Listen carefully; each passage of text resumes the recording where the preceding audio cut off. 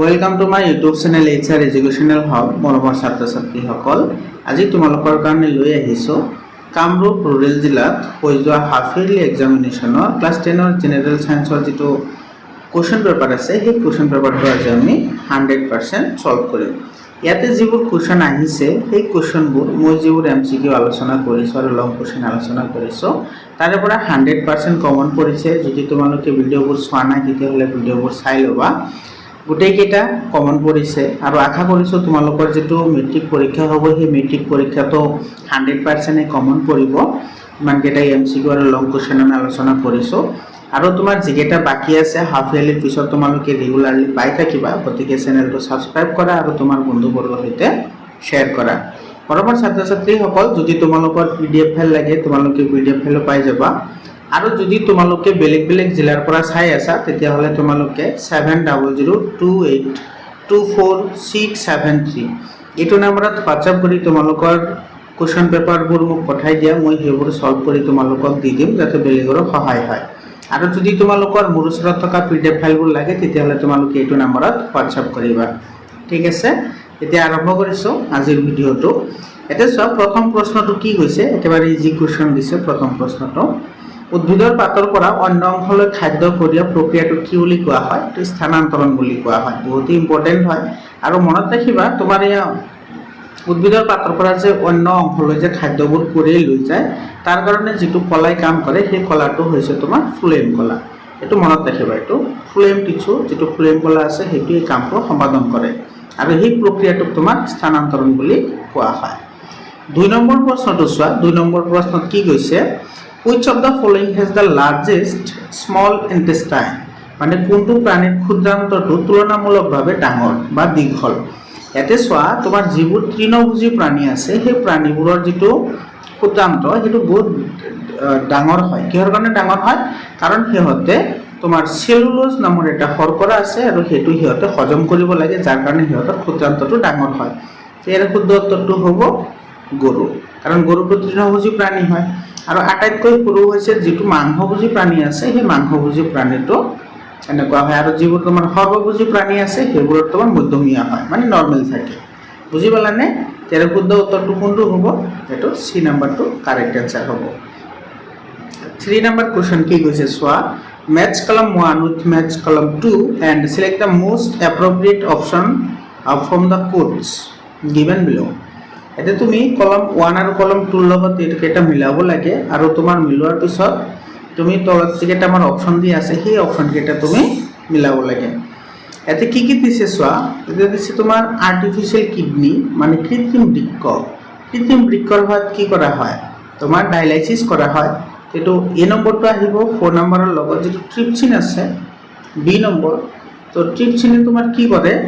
প্ৰটিনৰ পাচন কৰে। তো তোমাৰ B নম্বৰটো আহিব 3 নম্বৰৰ লগত। আৰু কিম্বন, ফাৰ্মেণ্টেশ্যনটো কি হয়? ফাৰ্মেণ্টেশ্যনটো হয় তোমাৰ অক্সিজেনৰ অনুপস্থিতিত হয়, অৰ্থাৎ অবাত বুলি কোৱা হয়। আৰু তোমাৰ যিটো হৃদযন্ত্ৰ সেইটো আমাৰ পাম্প কৰে। তো ইয়াতে তোমাৰ A নম্বৰটো আহিছে 4ৰ লগত, ইয়াতে আছে A নম্বৰটো 4ৰ লগত।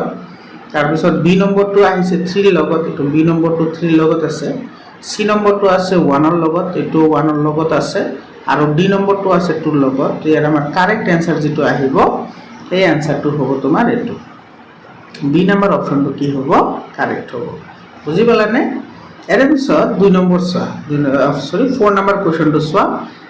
In the balanced equation X, Y and Z, ইয়াতে তোমাৰ এইটো এটা ইকুৱেশ্যন দিছে। এই ইকুৱেশ্যনৰ পৰা তুমি কি কৰিব লাগে?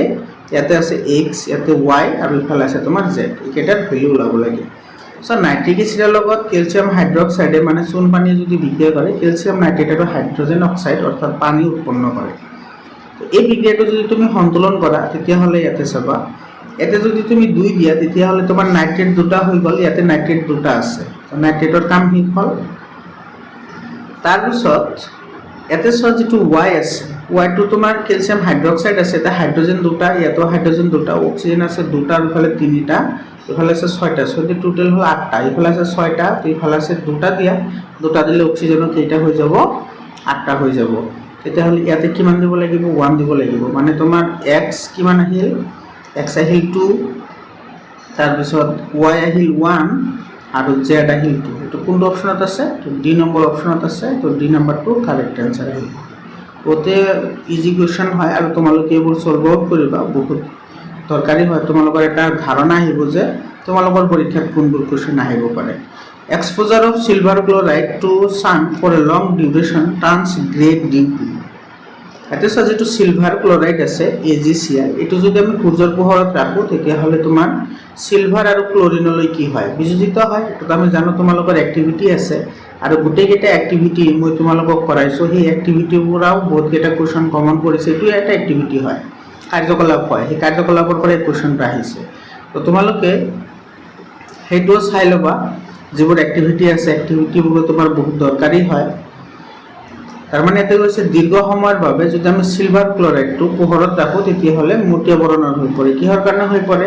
কাৰণ তোমাৰ এটো সিলভাৰ আৰু কি হয় ক্লোৰিনলৈ বিযোজিত হৈ যায় তো তোমাৰ এই নম্বৰত আছে এই নম্বৰত কি কৈছে সিলভাৰ ক্লোৰাইডৰ বিযোজন ঘটি সিলভাৰ উৎপন্ন হয় আৰু তোমাৰ যেটো সি নম্বৰ আছে সিলভাৰ ক্লোৰাইডেৰ পৰা ক্লোরিন গ্যাস বিযোজিত হয় তো কারেক্ট হয় তার মানে এ আর সি দুইটা কারেক্ট হয় তো এ আর সি দুইটা কারেক্ট কোনটোত আছে এটো অপশনত আছে গতিকে তোমাৰ বি নম্বৰ অপশনটো কি হ'ব কাৰেক্ট হ'ব বুজি পালানে তাৰ পিছৰ প্ৰশ্নটো চোৱা এটো 6 নম্বৰ কোৱেশ্চনত কি কৈছে identify the X in the following equation এটা সোডিয়াম হাইড্রোজেন কার্বনেট এটা সোডিয়াম হাইড্রোজেন কার্বনেটক যেতিয়া তাপ দিয়া হয় তেতিয়াহ'লে তোমাৰ কি উৎপন্ন হয় সোডিয়াম কাৰ্বনেট যাক আমি কাপোৰ ধোৱা সোডা বুলি কওঁ এটো হৈছে বেকিং সোডা এটো হৈছে কাপোৰ ধোৱা সোডা লগতে তোমাৰ ওয়াটাৰ আহে আৰু লগতে CO2 আহে কাৰ্বন ডাই অক্সাইড গেছ আহে তো ইয়াতে তোমাৰ কোনটো আহিছে সোডিয়াম কাৰ্বনেট এটা বি নম্বৰ অপশনটো কি হ'ব কাৰেক্ট হ'ব 7 নম্বৰ কোৱেশ্চন চোৱা in the periodic table which of the following properties increase from top to bottom in a group এটা গ্ৰুপৰ পৰা যদি আমি ওপৰৰ পৰা তল ফেলে আহো তেতিয়াহ'লে কি বাঢ়ে তো পাৰমাণবিক ব্যাসাৰ্ধটো বাঢ়ে এটো কাৰেক্ট হয় যোজ্যতা নাবাঢ়ে যোজ্যতা বৰ্গ এটা যোজ্যতা সদায় একে থাকে এটো তোমালোকৰ যেটো 5 নম্বৰ চেপ্টাৰ আছে মৌলৰ পদাৰ্থ শ্ৰেণী বিভাজন হেতুৰ প্ৰশ্ন হয় তোমালোকক যিকেটা এক্টিভিটি তাৰে যিকেটা এক্টিভিটি আছে কাৰ্যকলাপ আছে গোটেইকেটা কাৰ্যকলাপ মই কৰাইছো তোমালোকে যদি চোৱা নাই তোমালোকে চাই লবা প্লেলিস্ট বনোৱা আছে তাতে আছে মেটালিক ক্যাৰেক্টাৰ ধাতৱীয় গুণ এটো বাঢ়ে তাৰ পিছত আছে ইফেক্টিভ নিউক্লিয়াৰ চাৰ কাৰ্যকৰী নিউক্লিয়াৰ আধান এটা কাৰ্যকৰী নিউক্লিয়াৰ আধানৰ মান বাঢ়ে নেকি কাৰ্যকৰী নিউক্লিয়াৰ আধানৰ মান কেতিয়াও ইনক্ৰিজ নহয় এটো তোমাৰ কি হয় ইনকাৰেক্ট হয় তাৰ মানে আমি কি পালো 2 নম্বৰ আৰু 3 নম্বৰটো কাৰেক্ট পালো ইয়াৰ কোনটো অপশন কাৰেক্ট হ'ব 2 আৰু 3 আছে যেহেতু তোমাৰ 2 আৰু 3 থাকিলে সৰি এটো 1 আৰু 3 আছে তো ইয়াৰ তোমাৰ বি নম্বৰ অপশনটো কাৰেক্ট হ'ব বি নম্বৰ এটো তাৰ পিছত 8 নম্বৰ প্ৰশ্নটো চোৱা কি কৈছে which of the following hormone known as emergency hormone বহুত ইম্পৰ্টেন্ট হয় এটো ইমাৰ্জেন্সি হৰমোন তোমাৰ এড্ৰিনালিন হৰমোন বুলি কোৱা হয় মানে তোমাৰ কেতিয়াবা হঠাতে তুমি ভয় খাই গলা না তো তেতিয়া লগে লগে তোমাৰ এড্ৰিনালিন হৰমোনটো নিহৰিত হয় আৰু সেই কাৰণে আমাৰ যেটো হৃদযন্ত্ৰৰ ধপধপনি হেটো বৃদ্ধি হয় বুজি পালা নাই যেটো তোমাৰ প্ৰাণীৰ হৰমোনৰ নিয়ন্ত্ৰণ সেইখিনি পাৰ্টত তোমাৰ এই কথাখিনি আছে ধুনীয়াকৈ দিয়া আছে এই কথাখিনি এটা তোমাৰ এড্ৰিনালিন হৰমোনটো ইমাৰ্জেন্সি হৰমোন বুলিও কোৱা হয় অলপমান ব্লাৰ হৈ আছে তো তোমালোকে অলপ এডজাস্ট কৰি লবা যেটো যদি তোমালোকৰ মোবাইলৰ ব্ৰাইটনেস কমোৱা থাকে ব্ৰাইটনেস আৰু তোমাৰ ভিডিও কোৱালিটিটো অলপ বঢ়াই লবা এটো ব্লাৰ হৈ আছে যিসকলে ফটো মাৰি দিছে এটো মানে ফটোটো ইমান ক্লিয়াৰ হোৱা নাই তো তোমালোকে এটো চাই লবা এটাৰ পিছত চোৱা কি কৈছে 9 number কোৱেশ্চনটো the electronic distribution of 4 elements are given below এটা দিছে 285 281 2885 আর 28 তো আমার কোশ্চনটো কি কৈছে চোৱা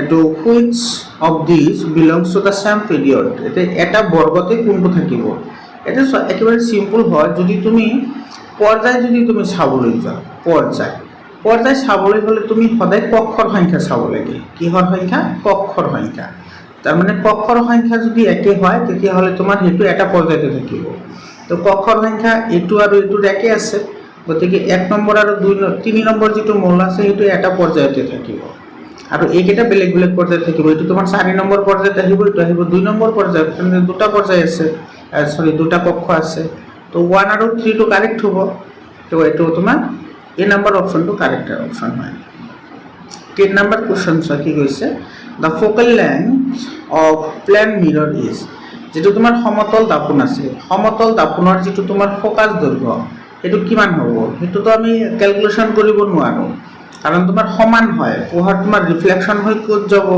বা তোমাৰ রিফ্লেকশন হৈ কোত রিফ্লেকশন হৈ কোত যাব বা কোনটো বিন্দুত মিলিত হ'ব সেইটো আমি নাজানো তাৰ মানে এটো কি হ'ব তোমাৰ ডি নম্বৰ অপশনটো কাৰেক্ট হ'ব এটো একেবাৰে সিম্পল এটা কোশ্চেন দিছে এটো সা which of the following is d hybrid ratio তো সকলে জানা d hybrid ratio হৈছে 9:3:3:1 একেবাৰে ইজি হয় এটো 12 number question কি কৈছে match the column 1 with column 2 correctly এতে তুমি কারেক্টলি মিলাব লাগে এতে সোৱা তোমালোকক যেতিয়া তোমাৰ 2 নম্বৰ চেপ্টাৰৰ বিষয়ে কৈছিল তেতিয়া তোমালোক কৈছিল এটো কিন্তু তোমাৰ সকলো জিলাতে আৰু তোমালোকৰ যেটো মেট্ৰিক পৰীক্ষা হ'ব সেই মেট্ৰিক পৰীক্ষাটো কিন্তু যেটা তোমাৰ লগন আছে ধাতব লগন আছে গুটেকিটা লগনৰ ওপৰত কিন্তু প্ৰশ্ন আহিব এটো 100% গ্যাৰান্টি হয় প্ৰশ্ন আহিব এতে কি কৈছে সব বেকিং সোডাটো তোমাৰ কি অম্লনাশক হিচাপে ইউজ কৰা হয় যেটো ব্লিচিং পাউডাৰ আছে হেতু তোমাৰ এটো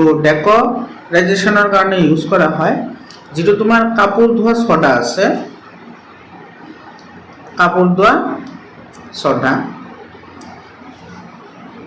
আৰু সোডিয়াম ক্লোৰাইডটো তোমাৰ এটো হাইড্ৰোজেন আৰু ক্লোৰিন কৰিবলৈ প্ৰস্তুত কৰা হয় আৰু কাপোৰ ধোৱা সোডাটো তোমাৰ কাচ প্ৰস্তুতকৰণত ব্যৱহাৰ কৰা হয় তো তোমাৰ 1 নম্বৰটো আহিব 3 নম্বৰৰ লগত বি নম্বৰটো আহিব তোমাৰ 4 ৰ লগত 1 2 3 বি টু 4 হয় তো ইয়াৰে তোমাৰ কাৰেক্ট অপশন আছে এটো অপশন এটো তোমাৰ এটো বি নম্বৰ অপশনটো এ নম্বৰ অপশনটো তোমাৰ কাৰেক্ট অপশন হয় এৰ পিছৰ প্ৰশ্নটো কি কৈছে 13 number question which of the following is arranged in the increasing order of acidic strength মানে তোমাৰ যেটো এসিডিয় গুণ আছে হেতু তোমাৰ ইনক্ৰিজিং অৰ্ডাৰত সজাব লাগে মানে ঊৰ্ধ্বক্ৰমত সজাব লাগে বা বৰ্ধিত ক্ৰমত সজাব লাগে এতে তুমি লক্ষ্য কৰা এতে তোমাৰ দুটা দি আছে জৈৱ এসিড আৰু এটা দি আছে ল্যাবৰেটৰিক্যাল এসিড তুমি সদায় মনত ৰাখিবা যিবোৰ জৈৱ এসিড আছে জৈৱ এসিডবোৰ যিকোনো ধৰণৰ ল্যাবৰেটৰিক্যাল যিবোৰ এসিড আছে সেইবোৰতকৈ তোমাৰ কি হয় কম এসিডিয় হয় তাৰ মানে তোমাৰ এতে যেটা তোমাৰ এসিড দিয়া আছে সেই এসিডবোৰৰ ভিতৰত যেটো সালফিউৰিক এসিড আছে হেতু আটাইতকৈ বেছি তীব্ৰ হ'ব মানে বেছি এসিডিয় হ'ব তাৰ পিছত হ'ব এসিটিক এসিড তাৰ পিছত আহিব পানী অৰ্থাৎ তোমাৰ ইয়াৰে এ নম্বৰ অপশনটো কাৰেক্ট হয় এটো আটাইতকৈ তো মানে এটো কৈছে বৰ্ধিত ক্ৰমত কমৰ পৰা বেছি লৈ সজাব লাগে এটো কম তাৰ পিছত এটো বেছি তাৰ পিছত এটো বেছি তো এ নম্বৰ অপশনটো তোমাৰ কি হ'ব কাৰেক্ট হ'ব 14 নম্বৰ কোশ্চন সোৱা after testing the eye of a child the optician has prescribed the following lenses for his spectacles এটা সোৱা যেটো লেফট আই আছে বাও চকু হেতুৰ কাৰণে প্লাস 1.5 ডায়োপ্টাৰ দিছে আৰু ৰাইট আইৰ কাৰণে দিছে তোমাৰ প্লাস 2.00 ডায়োপ্টাৰ এটা কথা লক্ষ্য কৰা ইয়াতে দুইটা তোমাৰ পজিটিভ আছে দুইটা লেন্সৰ যেটো ক্ষমতা পজিটিভ আছে তো লেন্সৰ ক্ষমতা যদি পজিটিভ হয় তেতিয়া হলে আমি কি মানে ইউজ কৰিব লাগে তেতিয়া হলে আমি উত্তল লেন্স ইউজ কৰিব লাগে উত্তল লেন্স কাৰণ উত্তল লেন্সৰ তোমাৰ ফোকাস দৈৰ্ঘ্য সদায় পজিটিভ হয় আৰু অবতল লেন্সৰ ফোকাস দৈৰ্ঘ্য সদায় নেগেটিভ হয় উত্তল লেন্স যদি ব্যৱহাৰ কৰিব লাগে তেতিয়াহলে উত্তল লেন্স ব্যৱহাৰ কৰি আমি কোনটো বেমাৰ ঠিক কৰিব পাৰো উত্তল লেন্স ব্যৱহাৰ কৰি আমি ঠিক কৰিব পাৰো এটো দূৰদৃষ্টিগ্ৰস্ততা অৰ্থাৎ লং সাইটেডনেস তো ইয়াৰে তোমাৰ বি নম্বৰ অপশনটো কাৰেক্ট হ'ব এতে যদি তোমাৰ নেগেটিভ আহিলে হয় তেতিয়াহলে তোমাৰ এটো নিকট দৃষ্টিগ্ৰস্ততা হলে হয় বুজি পালানে 15 নম্বৰ কোশ্চনটো কি কৈছে so which of the following is a pair of analogous organ analogous organ কোনবোৰক কয় সমবৃত্তিক যিবোৰৰ তোমাৰ উৎপত্তি স্থান বেলেগ বেলেগ হ'ব পাৰে কিন্তু সিহঁতৰ যেটো ওয়ার্ক বা ফাংশন আছে হেতু সেম হয় কাম একে হয় কাম একে থাকিব লাগিব সেইবোৰক তোমাৰ সমবৃত্তিক অংগ বুলি কয় ইয়াতে সম মানে সমান বৃত্তিক মানে হৈছে কাম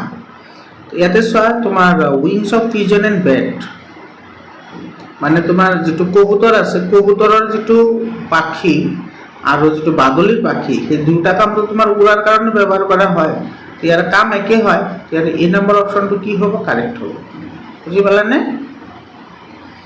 16 নম্বৰ কুৱেশ্যন চোৱা 16 নম্বৰ কুৱেশ্যনটো এই কুৱেশ্যনটো কিন্তু তোমালোকৰ যেটো উদাহৰণ আছে 10 নম্বৰ চেপ্টাৰৰ যেটো উদাহৰণ আছে উদাহৰণ নম্বৰ 2 এইটো 10.2 যেটো এক্সাম্পল হয় সেই এক্সাম্পলটো হয় এইটো কিন্তু দিছে অলপ উল্টাকে তুমি বুজি পালে ডাইৰেক্টলি আনসাৰটো লিখিব পাৰিবা সব কৈছে কি এটো Sharma conducts an experiment using a concave lens with focal length of 20 cm তো এটা focal length তোমাৰ 20 cm দিয়া আছে তো f যেহেতু তোমাৰ ইয়াতে কনকেভ বুলি কৈছে তো নেগেটিভ আহিব তো 20 cm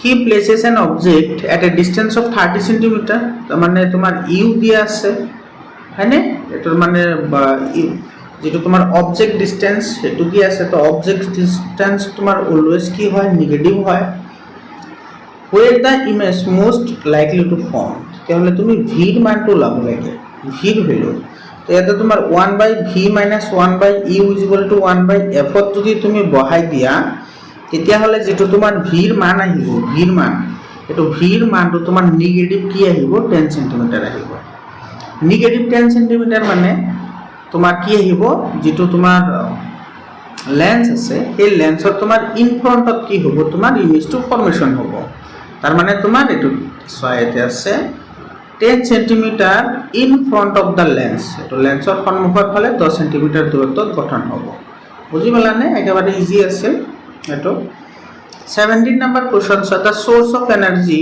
অফ দা সান এটো তো তোমার সকলে জানা এটো নিউক্লিয়ার ফিউজন হয় এটো নিউক্লিয়ার সংযোজন বুলি কোৱা হয় আৰু তোমাৰ যেটো নিউক্লিয়াৰ বিযোজন আছে এটো মনত ৰাখিবা এটো তোমাৰ থাৰ্মেল যেটো তোমাৰ নিউক্লিয়াৰ ফিউজনটো আছে এটো তোমাৰ যিবোৰ হাইড্ৰোজেন বোমা আছে বা তোমাৰ এটমিক বোমা সেইবোৰত তোমাৰ ইউজ কৰা হয় এটো বিক্ৰিয়া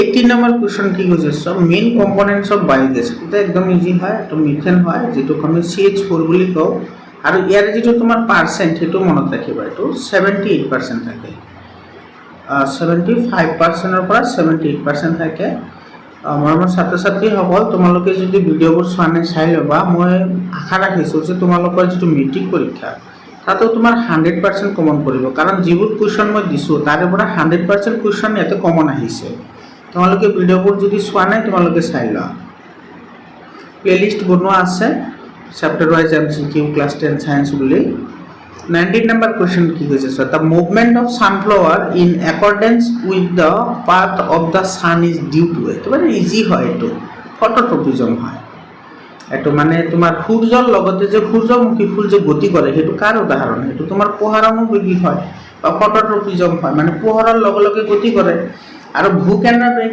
এটো মনত ৰাখিবা যদি শিপাবোৰ মাটিৰ তলফালে যায় হেতু ভূকেন্দ্ৰবেগ চলন বুলি কোৱা হয় কাৰণ তাতে ওয়াটাৰ আৰু মিনাৰেলস তোমাৰ এবজৰ্পশনৰ কাৰণে শিপাবোৰ মাটিৰ তলফালে যায় আৰু যেটো ৰসায়নবেগ যেটো তোমাৰ ফুলৰ পৰাগযোগ হয় হেতু তোমাৰ এটা উদাহৰণ হয় আৰু যেটো তোমাৰ হাইড্ৰোট্ৰপিজম এটো তোমাৰ শিপাবোৰ মাটিৰ তলফালে যায় এটো এটা তোমাৰ পানীৰ ফালে গতি কৰে এটো হাইড্ৰোট্ৰপিজম বুলি কোৱা হয় 20 নম্বৰ কোশ্চনত কি কৈছে স্যার এটো which of the correct sequence of the components of a reflex arc যেটো আমাৰ প্ৰতিধ্বনু আছে প্ৰতিধ্বনুৰ মানে উপাদানসমূহৰ শুদ্ধ ক্ৰম মানে কেনেকে কাৰ্য কৰে বা তোমাৰ যেটো বাৰ্তা আছে এই বাৰ্তাটো তোমাক কেনেকে ই কৰি দিয়ে তো তুমি এটো এটা ফৰ্মুলাৰ হত মনত ৰাখা এটো হৈছে r(s²) m².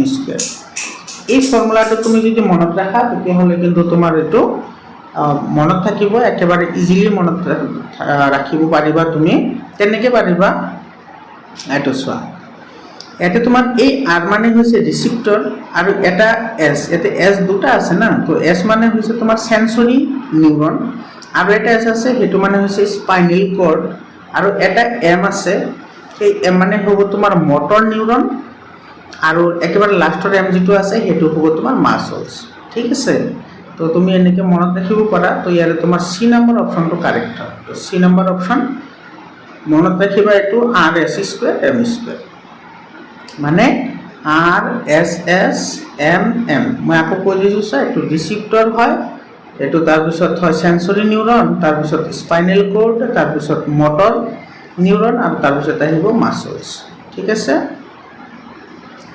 এর পিছত 21st কোশ্চনটো সব ফাদার অফ জেনেটিক্স এটা একেবারে ইজি হয় মেন্ডেল হয় গ্রেগর জোহান মেন্ডেল আর বংশগতির জনক হচ্ছে ডারউইন মনত রাখিবা আর বংশগতির জনক যিজন আছে ডারউইন এই ডারউইনে এখন কিতাপ লিখিছিল যার নাম হচ্ছে অরিজিন অফ স্পেচিছ তোমাৰ এই কিতাপত তেওঁৰ যিবোৰ এক্সপেৰিমেণ্ট আছে গোটেইকেইটা এক্সপেৰিমেণ্ট সন্নিৱিষ্ট কৰা আছে তো তোমালোকৰ কিতাপত যিবোৰ বিৱৰ্তনৰ তথ্য বা বিৱৰ্তনৰ যিবোৰ ৰুল বা নিয়ম আলোচনা কৰা হৈছে তো গোটেইখিনি তোমাৰ এই অৰিজিন অফ স্পেচিছ নামৰ কিতাপৰ পৰাই লোৱা হৈছে 22 নম্বৰ কুৱেশ্যনটোত কি কৈছে চোৱা which parts of the brain controls blood pressure তো ব্লাড প্ৰেছাৰটো নিয়ন্ত্ৰণ কৰে তোমাৰ মিডুলা চেৰিবেলাম আৰু পন্স এইটো ডি নম্বৰ অপশ্যনটো কাৰেক্ট অপশ্যন 23 নম্বৰ কুৱেশ্যনটো চোৱা একেবাৰে ইজি হয় নিয়াৰ পইণ্ট অফ হিউমেন আই তো 25 সেন্টিমিটাৰ এইটো তোমাৰ বি নম্বৰ অপশ্যনটো কাৰেক্ট হ'ব কাৰণ ইয়াতে 2.5 মিলিমিটাৰ আছে তো তোমাৰ ইয়াতে 10 ৰে মাল্টিপ্লাই কৰিলে এইটো সেন্টিমিটাৰত আহি যাব তো এইটো তোমাৰ কাৰেক্ট এনসাৰ এইটো কিন্তু ভুল নকৰিবা এইটো অলপমান চাই দিবা এইটো 2.5 মিলিমিটাৰ মানে এইটো 25 সেন্টিমিটাৰ একে হয় তো 10 ৰে মাল্টিপ্লাই কৰিলে তোমাৰ 25 সেন্টিমিটাৰ আহিব 24 নম্বৰ কুৱেশ্যন কি কৈছে when the white light falls on a glass prism the least deviated color is এটো রেড কালার হয় এনেকৈ তোমাৰ প্ৰিজমৰ মাজেৰে যেতিয়া তুমি পোহৰ পাৰ কৰা তেতিয়াহ'লে আটাইতকৈ কম বেকা হয় ৰঙা আৰু আটাইতকৈ বেছি বেকা হয় তোমাৰ এটো বেঙুনীয়া মানে ভিবজিউৰ হয় তো ৰঙাটো একেবাৰে কম বেকা হয় কাৰণ ৰঙাটোৰ তোমাৰ যিটো ওয়েভলেংথ আছে তৰংগ দৈৰ্ঘ্য হেতু একেবাৰে বেছি হয় আৰু যিটো ব্লু যিটো কালাৰ আছে হেতু তৰংগ দৈৰ্ঘ্য একেবাৰে কম হয় ইয়াৰে ৰেড কালাৰ আহিব বুঝি পালানে 25 নম্বৰ কোশ্চন সল lead and copper chloride to reaction কৰি copper chloride আৰু copper to কি lead chloride আৰু copper formation কৰিছে যেটো ইয়াকে ডিসপ্লেস কৰিছে কপাৰক এইটো এটা তোমাৰ কি হ'ব অপহৰণ বিক্ৰিয়া হ'ব তো ডিসপ্লেসমেন্ট ৰিঅ্যাকশন হ'ব এটো বি নম্বৰ অপচনটো কাৰেক্ট অপচন হ'ব 26 নম্বৰ কোশ্চন এটো অ্যাসাৰশন আৰু ৰিজনিংৰ কোশ্চন দিছে একেবাৰে ইজি কোশ্চন দিছে এটো অ্যাসারশনত কি কৈছে সব corrosion of iron is commonly known as rusting correct হয় এটো যেটো তোমাৰ লুৰ ক্ষয়িববনক মামৰে ধৰা বুলি কোৱা হয় এটো কাৰেক্ট হয় আৰু ৰিজনটো কি দিছে সব লুৰ ক্ষয়িববন পানী মানে ওয়াটাৰ ভেপৰ আৰু তোমাৰ দিছে বায়ুৰ উপস্থিতি মানে জাৰণ ঘটে আৰু এই দুটা লগ লাগিয়ে তোমাৰ কি হয় মামৰ উৎপন্ন হয় হয়নে নাই তো তোমাৰ মামৰ উৎপন্ন এই ৰিঅ্যাকশনটো কি আছিল এটো অক্সিজেন এটো প্লাস ওয়াটাৰ ইয়াতে ফৰ্মেশন হয় মামৰ এটো Fe2O3 তো ইয়াতে তোমাৰ আয়ৰন আছে অক্সিজেন আছে আৰু ওয়াটাৰ আছে তো তোমাৰ দুইটা কাৰেক্ট হয় আৰু যেহেতু তোমাৰ আয়ৰন টু অক্সিজেন আৰু ওয়াটাৰ ভেপৰৰ কন্টাক্টত আহে সেইকাৰণে তোমাৰ মামৰে ধৰে তাৰ মানে তোমাৰ অ্যাসাৰশন আৰু ৰিজন দুইটা কাৰেক্ট হয় and R is the correct explanation of A that means তোমাৰ এটো এ নম্বৰ অপশনটো কি হ'ব কাৰেক্ট হ'ব বুজি পালানে 27 নম্বৰ কোশ্চন কি কৈছে সোয়া assertion কি দিছে the brain is also known as central nervous system correct হয় central nervous system আমার ব্রেন হয় এতে তোমার রিজনটো কি দিছে সোয়াতে রিজনটো দিছে central nervous system controls and regulates the voluntary action এটো যিবোৰ ঐচ্ছিক কাৰ্য আছে সেইবোৰ তোমাৰ কি কৰে কেন্দ্ৰীয় স্নায়ুতন্ত্ৰ নিয়ন্ত্ৰণ কৰে এটো ঠিক আছে মানে যেটো তোমাৰ অনৈচ্ছিক ক্ৰিয়া আছে যিবোৰ কাৰ্য আমি নিজৰ হাত সম্পাদন কৰিব নোৱাৰো এই অনৈচ্ছিক ক্ৰিয়াবোৰ কিন্তু তোমাৰ মগজুৰ কোনো মুখ্য ভূমিকা নাথাকে তোমাৰ কিন্তু তোমাৰ যিখিনি তোমাৰ কাৰ্যৰ ফলাফল থাকে সেইবোৰ কিন্তু হিয়তে ষ্ট'ৰ কৰে মানে মনত ৰাখিব পাৰে তাৰ মানে তোমাৰ অ্যাসাৰশন আৰু ৰিজন তোমাৰ দুটা কাৰেক্ট হয় কিন্তু ৰিজনটো অ্যাসাৰশনৰ শুদ্ধ ব্যাখ্যা নহয় তো তোমাৰ এটো বি নম্বৰ অপশনটো কি হ'ব কাৰেক্ট হ'ব বি নম্বৰ 28 নম্বৰ কোশ্চন এটো তোমাৰ অ্যাসাৰশন আৰু ৰিজনিংৰ কোশ্চন দিছে কি কৈছে স্যাৰ the stars twinkle তৰাই তিৰবিৰাই while the planets do not এটো হসা হয় মানে তৰাবোৰে তিৰবিৰ কৰে কিন্তু যিবোৰ গ্ৰহ আছে সেইবোৰে তিৰবিৰ নকৰে এটো কৈছে ৰিজন কি দিছে sir the stars are much bigger in size than planets এটো কারেক্ট হয় হয়নে না তোমার যিবোৰ তৰা আছে তৰাবোৰ গ্ৰহবোৰতকৈ বহুত ডাঙৰ হয় এটো হসা হয় কিন্তু তৰাবোৰ বহুত দূৰত থাকে কাৰণ আমি সৰু সৰু দেখা পাও কিন্তু এটো কাৰেক্ট হয় ইয়াৰে তোমাৰ অ্যাসাৰশন আৰু ৰিজন দুটা কাৰেক্ট হয় কিন্তু এইটোৰ কাৰণে যে তোমাৰ তিৰবিৰ নকৰে হেতু নহয় তো তোমাৰ এটো বি নম্বৰ অপশনটো কাৰেক্ট আহিব মানে অ্যাসাৰশন আৰু ৰিজনিং দুটা শুদ্ধ হয় কিন্তু ৰিজনটো অ্যাসাৰশনৰ শুদ্ধ ব্যাখ্যা নহয় তো বি নম্বৰ অপশনটো কাৰেক্ট অপশন হয় 29 নম্বৰ কোশ্চন চোৱা 29 নম্বৰ কুৱেশ্যনত কি কৈছে arrange the following elements in the order of their decreasing metallic character এতে তোমাৰ ধাতৱীয় গুণৰ ওপৰত ভিত্তি কৰি ইহঁতক অধক্ৰমত সজাব লাগে ডিক্ৰিজিং অৰ্ডাৰত সজাব লাগে মানে যিটোৰ ধাতৱীয় গুণ কম আছে সেইটো তোমাৰ একেবাৰে কোন যাব লাষ্টত যাব আৰু যিটোৰ ধাতৱীয় গুণ একেবাৰে বেছি আছে সেইটো প্ৰথমত থাকিব এতে চোৱা যিকেইটা মৌল দিয়া আছে এটো sodium silicon chlorine magnesium aluminium প্ৰথমতে তুমি জানিলা যে এটো কোনটো পৰ্যায়ৰ মৌল হয় যেটো সোডিয়াম আছে তো সোডিয়ামৰ হৈছে 11 সোডিয়ামৰ পৰমাণু ক্ৰমাংক 11 হয় ইয়াৰে ইলেক্ট্ৰনৰ বিন্যাস লিখিলে আহিব 281 মানে গোটেইকেইটা হৈছে তোমাৰ তৃতীয় পৰ্যায়ৰ মৌল কাৰণ এতে তোমাৰ তিনিটা কক্ষ আছে তো তিনিটা কক্ষ থাকিলে পৰ্যায় তিনিটাত যায় তো 3 নম্বৰ পৰ্যায়ত যাব তো 3 নম্বৰ পৰ্যায়ত যিবোৰ মৌল থাকে আমি জানো যে পৰ্যায় এটাৰ বাওফালৰ পৰা সোঁফালে গলে ধাতৱীয় গুণ কমে বুজি পালা আৰু অধাতৱীয় গুণটো বাঢ়ে যেহেতু ইয়াতে তোমাৰ ধাতৱীয় ধৰ্মৰ অধক্ৰমত সজাবলৈ দিছে তো তোমাৰ 3 নম্বৰ পৰ্যায়ৰ বাওফালে যিবোৰ ধাতু থাকিব সেইবোৰৰ ধাতৱীয় গুণটো বেছি হ'ব আৰু সোঁফালে যিবোৰ থাকিব সেইবোৰ তোমাৰ কি হ'ব অধাতৱীয় হ'ব তো ইয়াৰে যিকেইটা কাৰেক্ট এনসাৰ আহিব হেতু হৈছে তোমাৰ এটো বি নম্বৰ অপচনটো কি হয় কাৰেক্ট হয় সোডিয়াম তাৰপিছত মেগনেছিয়াম তাৰপিছত এলুমিনিয়াম সিলিকন আৰু ক্লোৰিন তোমালোকে 3 নম্বৰ পৰ্যায়টো চাব পাৰা কিতাপ ওলাই যেটো আধুনিক পৰ্যায়বৃত্ত তালিকা আছে তো 5 নম্বৰ চেপ্টাৰত আছে তোমালোকে চাই লবা এটো এৰ পিছত আছে 30 number question which of the following is incorrectly matched তলৰ কোনটো অশুদ্ধ একেবাৰে সিম্পল হয়ছা পৰুৱাৰ ভূমি কামৰলে মিথানিক এসিড সোমায় টেঙা ফলক সাইট্ৰিক এসিড থাকে যেনেকুৱা নিমু টেঙা তো সাইট্ৰিক এসিড থাকে আৰু দৈ থাকে ল্যাকটিক এসিড কিন্তু টমেটো কি কৈছে টাৰ্টাৰিক এসিড না থাকে তো তোমাৰ টাৰ্টাৰিক এসিডটো বেলেগত থাকে তোমাৰ টমেটোত থাকে অক্সালিক এসিড কিন্তু ইয়াতে আছে টাৰ্টাৰিক এই গুটেকেটা তোমালোকৰ এটা তালিকা দিয়া আছে সেই তালিকাত দিয়া আছে তো বহুত ইম্পৰ্টেন্ট হয় তোমালোকে এই তালিকাখন কিন্তু চাবা তারপরে কিন্তু পরীক্ষাত প্রশ্ন আহে ঠিক আছে তো ইয়ারে তোমার কারেক্ট অ্যানসার আহিব এ নাম্বারটো কারেক্ট অ্যানসার হ'ব কারণ তোমার এই নাম্বারটো রংলি ম্যাচড আছে গতিকে এ নাম্বারটো কারেক্ট অ্যানসার হ'ব বিলাহী তোমার অক্সালিক এসিড থাকে কিন্তু ইয়াতে দিছে টার্টারিক গতিকে এটা আমার শুদ্ধ উত্তর 31 নাম্বার কোশ্চেনটো কি কৈছে সো ম্যাচ কলাম 1 উইথ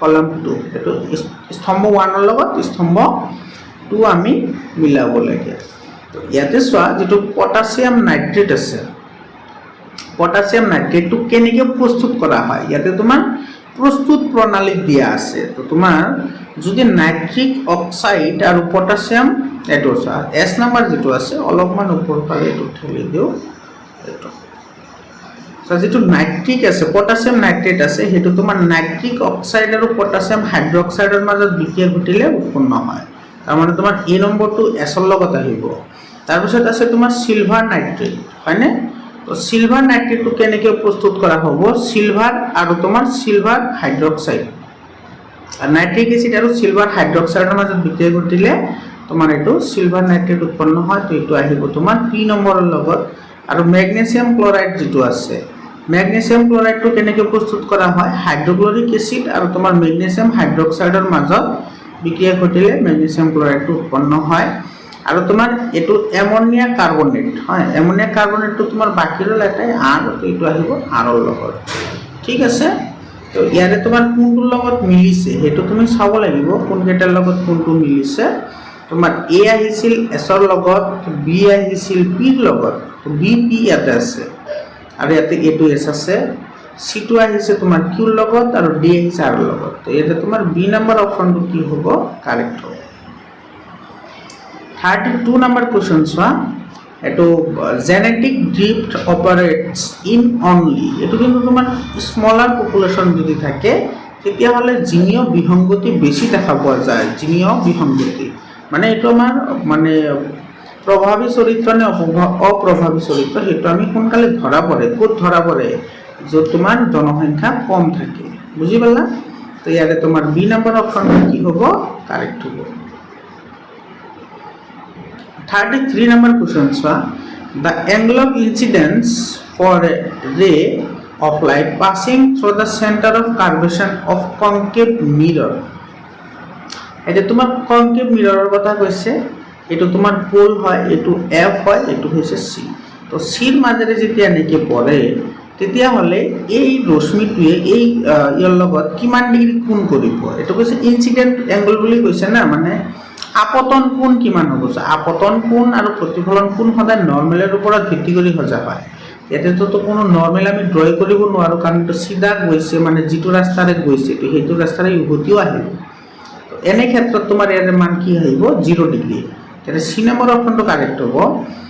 তোমালোকে এটা কমন মিষ্টেক কৰে, এইটো 90 ডিগ্ৰী বুলি কোৱা, এইটো কিন্তু 90 ডিগ্ৰী নহয়, এইটো 0 ডিগ্ৰী। তোমাৰ যদি কয় যে দাপোনৰ লগত কিমান ডিগ্ৰী কোণ কৰে তেতিয়াহ'লে 90 ডিগ্ৰী আহিব, কিন্তু ইয়াতে কৈছে তোমাৰ ইনচিডেণ্ট এংগল মানে প্ৰতিফলন কোণ, তো সেইকাৰণে এইটো কি হ'ব, 0 ডিগ্ৰী আনচাৰ হ'ব। 34 নম্বৰ কুৱেশ্যনত কি কৈছে, which gas is use to chips packets. একেবাৰে ইজি কুৱেশ্যন হয়, যিটো তোমাৰ ডেঞ্চিটি বা দুৰ্গন্ধিতা এটা পাৰ্ট আছে, এইটো তোমাৰ ছেকেণ্ড যিটো চেপ্টাৰ আছে সেই চেপ্টাৰৰ ওপৰত দিছে, এইটো নাইট্ৰজেন হয়। 35 নম্বৰ কুৱেশ্যন কি কৈছে চোৱা, which of the following is or are endothermic processes. Endothermic মানে তাপগ্ৰাহী, মানে তাপ শোষণ কৰে, সেইটোক এণ্ডোথাৰ্মিক বুলি কোৱা হয়। তো ডাইলিউশ্যন অফ সালফিউৰিক এচিড এইটো তোমাৰ এক্সোথাৰ্মিক হয়, তো আমাৰ এইটো নহয়। সাবলিমেশ্যন অফ ড্ৰাই আইচ মানে তোমাৰ শুকান বৰফৰ ঊৰ্ধ্বপাতন, এইটো হয়। মানে যেতিয়া তোমাৰ বৰফ এটা ঊৰ্ধ্বপাতন হয় তেতিয়া পৰিৱেশৰ পৰা কি কৰে, হিটটো এবজৰ্ব কৰে, তাৰ ওচৰে পাজৰৰ যিখিনি পাৰিপাৰ্শ্বিক থাকে তাৰ পৰা হিট গ্ৰহণ কৰে। কনডেনচেশ্যন অফ ৱাটাৰ ভেপৰ, পানীৰ যেতিয়া তোমাৰ ঘনীভৱন হয় তেতিয়া পানীৰ কণিকাবোৰে তোমাৰ কি কৰে, হিটটো এৰি দিয়েহে ঠাণ্ডা হয়। তো এইটো নহয়, 2 নম্বৰটো নহয়, 3 নম্বৰটো নহয়।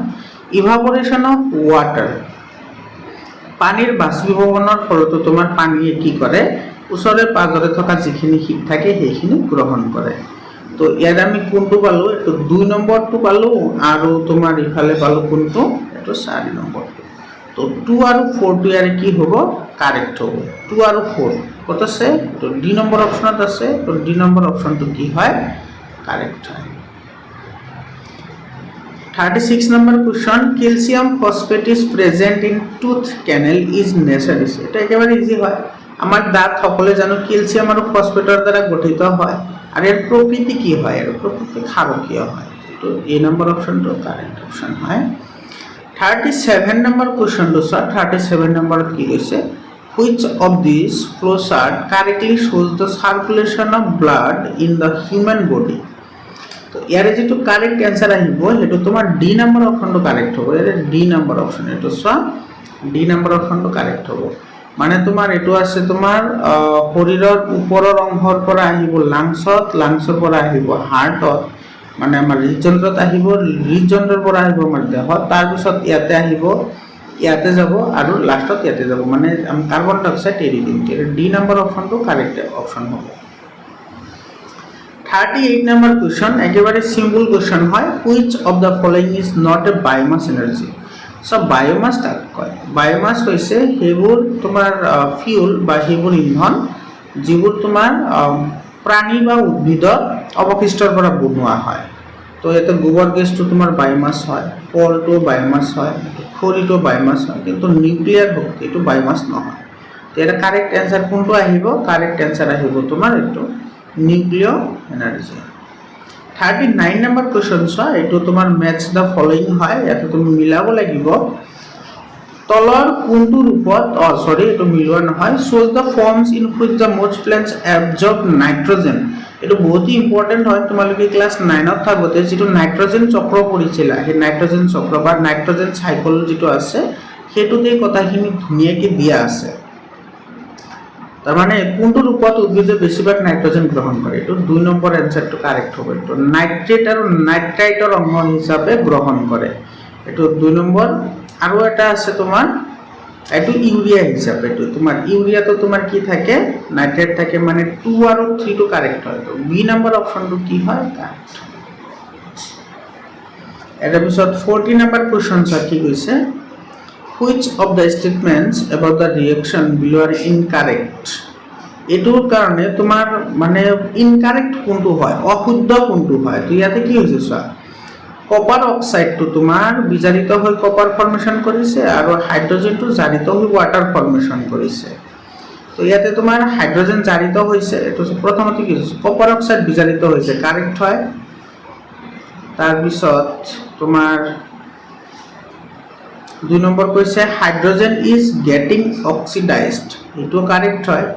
তাৰপিছত কৈছে যে কপাৰ ইজ গেটিং অক্সিডাইজড, এতে কপাৰটো জাৰিত হোৱা নাই, কপাৰটো বিজাৰিত হৈছে, তো এইটো ভুল আছে, এইটো ভুল, এইটো 2 নম্বৰটো।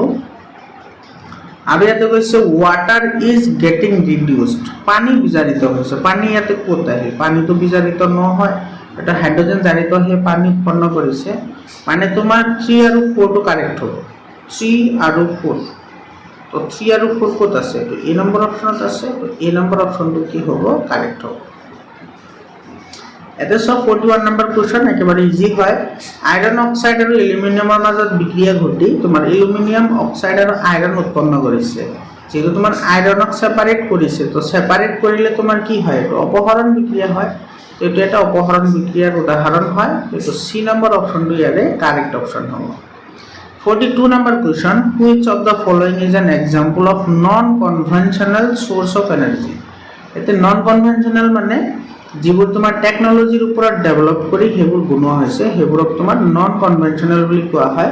আৰু বহু যুগৰ আগৰ পৰা যদি চলি আহে যিবোৰ, সেইবোৰক তোমাৰ কনভেনশনাল সোৰ্স অফ এনাৰ্জি বুলি কোৱা হয়, পৰম্পৰাগত আৰু অপৰম্পৰাগত। ইয়াতে আমাক সুধিছে যে কোনটো অপৰম্পৰাগত শক্তিৰ উৎস। তো তোমাৰ অপৰম্পৰাগত শক্তিৰ উৎস যদি কয় তেতিয়াহ'লে সেইটো হ'ব তোমাৰ সোলাৰ এনাৰ্জি, যিটো তোমাৰ সৌৰ শক্তি সেইটো। 43 নম্বৰ কোৱেশ্চন কি কৈছে চোৱা, the focal length of a lens is 1 metre its power. এটা লেন্সৰ তোমাৰ এফ দিয়া আছে 1 মিটাৰ। তো ইয়াৰে তোমাৰ ক্ষমতা কিমান হ'ব, ক্ষমতা আমি জানো যে P = 1/f, এতে বহাই দিয়া 1 বাই কি হ'ব, এফৰ ভ্যালুটো কিমান আছে 1 তো 1/1 হলে তোমাৰ 1 ডায়োপ্টাৰ হ'ব। ইয়াৰে উত্তৰটো আহিব বি নম্বৰ অপশনটো কাৰেক্ট आंसर। 44 নম্বৰ কোৱেশ্চন চোৱা, image formed by a concave mirror। So concave মিৰৰৰ কথা কৈছে। তো কনকেভ মিৰৰে তোমাৰ ৰিয়েল এন্ড ডিমিনিশড এটো তোমাৰ গঠন কৰে, লগতে তোমাৰ হত আৰু বিবৰ্জিত প্ৰতিবিম্ব গঠন কৰে, হত আৰু সংকোচিত প্ৰতিবিম্ব গঠন কৰে, লগতে হত আৰু বিবৰ্জিত প্ৰতিবিম্ব গঠন কৰে। তো মোৰ পাৰসেপশন মতে তোমাৰ এ আৰু বি দুটা অপশনে কাৰেক্ট হয় ইয়াতে, কিন্তু তোমাৰ ইয়াতে যিকোনো এটা অপশন চুজ কৰিবলৈ দিছে। তোমাৰ প্ৰশ্নটো অলপ বেলেগ ধৰণে হ'ব লাগিছে, তেতিয়া কাৰেক্ট অপশনটো মই ক'ব পাৰিলো হয়। তো তোমাৰ ইয়াতে এ আৰু বি দুটা কাৰেক্ট হয়, কাৰণ অৱতল দাপনে হত প্ৰতিবিম্ব আৰু সংকোচিত প্ৰতিবিম্ব গঠন কৰে আৰু বিবৰ্জিত প্ৰতিবিম্ব গঠন কৰিব পাৰে। 45 নম্বৰ কোৱেশ্চনটো কি কৈছে চোৱা, এটা একেবাৰে ইজি হয় এইটো 45 number কোৱেশ্চনটো। The elements A, B, C and D and E have atomic number 9, 11, 17, 12 and 13 respectively. Which pair of elements belongs to the same group? তার মানে তোমাৰ A, B আৰু C ইয়াতে তুমি লিখি লোৱা, মই তোমালোকক বুজাবলৈ অলপমান যত্ন কৰি আছো, বহুত ইজি হয়। এটা চোৱা A, B, C, D আৰু কি আছে E আছে, ঠিক আছে। তো তোমাৰ A ৰ পৰমাণু ক্ৰমাংক দিছে 9, B ৰ পৰমাণু ক্ৰমাংক দিছে 11 আৰু C ৰ দিছে তোমাৰ 17, D ৰ দিছে 12 আৰু তোমাৰ E ৰ দিছে 13। তো কোনটো তোমাৰ এটা বৰ্গত থাকিব, সব বৰ্গত কোনবোৰ থাকে যিবোৰৰ তোমাৰ যোজ্যতা একে হয়। তো যোজ্যতা একে হলে তোমাৰ একটা বৰ্গতে থাকিব হয়। তো প্ৰথমতে তুমি ইয়াৰে ইলেক্ট্ৰনীয় বিন্যাস লিখা, ইলেক্ট্ৰনীয় বিন্যাস লিখিলে এইটো আহিব তোমাৰ 27, এইটো আহিব তোমাৰ 281, এইটো আহিব তোমাৰ 2810 হল আৰু 7, এটোত আহিব তোমাৰ 282 আৰু এটো আহিব 283 হয়নে। এতিয়া চোৱা তোমাৰ যোজ্যতা কাৰ কাৰ একে আছে। তো তোমাৰ A এৰ যোজ্যতা ইয়াতে তোমাৰ A এৰ যোজ্যতা 1, যেটো B আছে হেটোৰ যোজ্যতা 1 আৰু ক্লোৰিনৰ যোজ্যতা কিমান হয় 1 হয়। আৰু এই দুটাৰ যোজ্যতা এটাৰ আছে 2 আৰু এটাৰ আছে তোমাৰ কিমান 3। কিন্তু ইয়াতে এটা কথা লক্ষ্য কৰা, এতে যেটো A মৌল আছে আৰু যেটো তোমাৰ C মৌল আছে, ইয়াৰ দুটাৰ বহিৰতম কক্ষত ইলেক্ট্ৰন আছে 7টাকে। কিন্তু এইটোৰ আছে এটাকে, মানে তোমাৰ বি নম্বৰটো হৈছে ধাতু আৰু এই দুটা হৈছে অধাতু। গতিকে অধাতু কেইটা এটা বৰ্গত আহি যাব, মানে তোমাৰ কোনটো হ'ব, এ আৰু চি নম্বৰ মূলটো এটা বৰ্গতে থাকিব। বুজি পালানে? তো তোমাৰ এইটো চি নম্বৰ অপশ্যনটো তোমাৰ কি হয়, কাৰেক্ট হয়। এতিয়া আমাৰ MCQ খিনি শেষ হৈ গ'ল। এতিয়া তোমাৰ 46 নম্বৰ যিটো কুৱেশ্যন আছে, যিকেইটা তোমাৰ লং কুৱেশ্যন আছে সেইকেইটাও অলপ আমি চাওঁ। এইটো ওপৰৰ পৰা মই তোমাক এনচাৰ কেইটা কৈ যাম, তুমি কেনেকৈ লিখিব লাগিব এনচাৰবোৰ। একেবাৰে ইজি হয়। এইটো শক্তিৰ ভাল উৎসৰ গুণসমূহ কি কি? ভাল শক্তিৰ তোমাৰ গুণসমূহ কি আছে? তোমাৰ প্ৰতি একক আয়তনত অধিক শক্তি উৎপন্ন কৰিব, পৰিৱেশ প্ৰদূষণ কম কৰিব, ইয়াৰে তোমাৰ পৰিবহন আৰু সঞ্চয়ন তোমাৰ কি হয়, ইজি হয়। বুজি পালা? 2 মাৰ্ক আছে, তুমি 2টা বা 3টা লিখি দিলে হৈ যায়। 47 নম্বৰ কুৱেশ্যনত কি কৈছে চোৱা, সৌৰ শক্তিৰ সৈতে জীৱাশ্মজাত ইন্ধনৰ তুলনা কৰা। সৌৰ শক্তি হৈছে নৱীকৰণযোগ্য শক্তিৰ উৎস, কিন্তু জীৱাশ্মজাত শক্তিৰ উৎস নৱীকৰণযোগ্য শক্তিৰ উৎস নহয়। ইয়াৰে ভাণ্ডাৰ তোমাৰ অসীম, ইয়াৰে ভাণ্ডাৰ কি, অসীম, কিন্তু জীৱাশ্মজাতটো অসীম। তো তোমাৰ 2টা ডিফাৰেন্স লিখি দিলে হৈ যাব। এইটো 2 মাৰ্কস আছে, এটা লিখি দিব, মানে 2টা লিখি দিলে 2 মাৰ্কস আৰামসে পাই যাবা। 48 নম্বৰ কুৱেশ্যন কি হৈছে চোৱা, অন্তঃস্ৰাৱী গ্ৰন্থি বুলি লিখি বুজা। চোৱা, অন্তঃস্ৰাৱী গ্ৰন্থি সেইবোৰক কোৱা হয় যিবোৰে তোমাৰ দেহৰ ভিতৰৰ অংশৰ পৰা হৰমনবোৰ নিহৰণ কৰে, বা যিবোৰ তোমাৰ উৎসেচক আছে সেইবোৰ নিহৰণ কৰে, সেইবোৰক তোমাৰ অন্তঃস্ৰাৱী গ্ৰন্থি বুলি কোৱা হয়। যেনেকুৱা আমাৰ যিটো পেনক্ৰিয়াছ আছে, পাকস্থলী, এইটো এটা অন্তঃগ্ৰন্থি হয়, অন্তঃগ্ৰন্থি হয়। তাৰপিছত যিটো তোমাৰ থাইৰয়েড গ্ল্যান্ড আছে, সেইটো তোমাৰ অন্তঃগ্ৰন্থি হয়। বুজি পালানে? কিন্তু আমাৰ টেষ্টিকুলছো অন্তঃগ্ৰন্থি নহয়। যিটো আমাৰ টেষ্টিকুলছ আছে, অন্ডকোষ আছে, সেইটো হৈছে বহিঃগ্ৰহ। এতিয়া চোৱা, তাৰ পিছৰ পাৰ্টত কি কৈছে, আয়োডিনযুক্ত লৱণ খোৱাটো কি আৱশ্যক। চোৱা, যিটো তোমাৰ আয়োডিন আছে, সেই আয়োডিনটোৱে যিটো তোমাৰ থাইৰক্সিন হৰমন আছে, থাইৰক্সিন হৰমনটো উৎপাদনৰ কাৰণে বহুত দৰকাৰ হয়। সেইকাৰণে তোমাৰ আয়োডিনযুক্ত লৱণ খোৱাটো বহুতো দৰকাৰ হয়। আৰু আয়োডিনে আমাৰ যিবোৰ হাড় আছে, সেই হাড়বোৰক মজবুত আৰু তোমাৰ টনকিয়াল কৰাত কি কৰে, সহায় কৰে। সেইকাৰণে আমি আয়োডিনযুক্ত লৱণ খোৱাটো বাধ্যতামূলক। বুজি পালানে? ইয়াৰ পিছত 49 নম্বৰ কৈছে, কেন্দ্ৰীয় স্নায়ুতন্ত্ৰ আৰু প্ৰান্তীয় স্নায়ুতন্ত্ৰ কিহেৰে গঠিত। এইটো তোমাৰ কেন্দ্ৰীয় স্নায়ুতন্ত্ৰ আৰু প্ৰান্তীয় স্নায়ুতন্ত্ৰ যি দুটা আছে, এই দুটা তোমালোকে চাই ল'বা, কিতাপত দিয়া আছে। প্ৰতিধ্বনি কি হয় এইটো মই কৈ দি আছো। চোৱা, প্ৰতিধ্বনি সেইটো কোৱা হয় যিটো তোমাৰ যিবোৰ অনৈচ্ছিক কাৰ্য আছে, সেই কাৰ্যবোৰ ক্ষিপ্ৰ প্ৰকাৰে স্নায়ুৰঞ্জুৰ পৰা উৎপত্তি হোৱা এক প্ৰকাৰৰ কাৰ্যবাহী অংগকে তোমাৰ কি বুলি কোৱা হয়, প্ৰতিধ্বনি বুলি কোৱা হয়। এইটো কিন্তু স্নায়ুৰজ্জুৰ পৰা তোমাৰ কি হয়, এইটো উৎপত্তি হয়, যিবোৰে তোমাৰ অনৈচ্ছিক ক্ৰিয়াবোৰ মানে হঠাতে সমাধান কৰাত কি কৰে, সহায় কৰে। বুজি পালানে? 50 নম্বৰ কুৱেশ্যনটো একেবাৰে ইজি হয়। এইটো তোমাৰ এক্টিভিটি হয়, এইটো পঢ়াইছোঁ তোমালোকক, তোমালোকে ভিডিঅ'বোৰ চাই ল'বা। Take about 3 millilitre of sodium sulphate. তো তোমাক সোডিয়াম সালফেট ল'বলৈ দিছে, Na2SO4, দিছ ওৱান ইজ একুৱাছ। তাৰপিছত আছে তোমাৰ বেৰিয়াম ক্লৰাইড, বেৰিয়াম ক্লৰাইড লোৱা, এইটো BaCl2, this one also aqueous. In the solution test tube, add a solution sulfate to the barium chloride. এইটো দুটা আমি এড কৰিলো, ঠিক আছে। write down your observation on it. তো তোমাৰ লিখিব লাগে, তুমি প্ৰথমতে চোৱা, এই বিক্ৰিয়াটো সম্পূৰ্ণ কৰা। বিক্ৰিয়াটো সম্পূৰ্ণ কৰিলে কি ফৰ্মেশন হ'ব, ফৰ্মেশন হ'ব তোমাৰ বেৰিয়াম সালফেট, BaSO4, এইটো হ'ব সলিড প্লাস সোডিয়াম ক্লৰাইড। এটা দুই দিলে এইটো সন্তুলন হৈ যাব।